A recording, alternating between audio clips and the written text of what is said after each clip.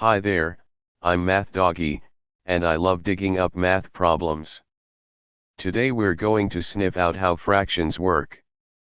A fraction is just a way to show part of a whole, and once you see the pattern, it's easy to spot everywhere. Every fraction has two parts. The top number, called the numerator, tells us how many parts we have.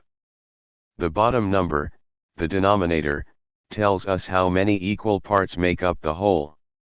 Together they describe a piece of something bigger. When two fractions already share the same denominator, adding them is simple. Just add the numerators together and keep the denominator the same. 1/6 plus 2/6 equals 3/6, which simplifies down to 1/2. When the denominators are different, we first need to find a common denominator before we can add.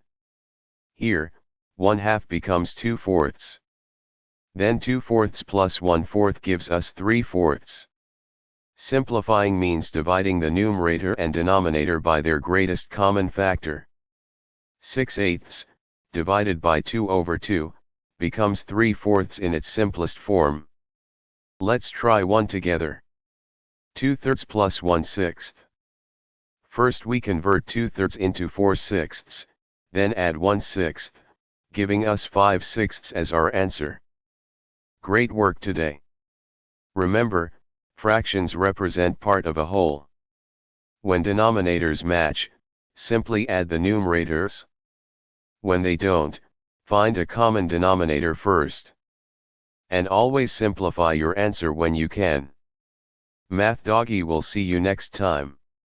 Keep practicing, and verify important results with a teacher or another trusted source. This lesson was created with AI assistance.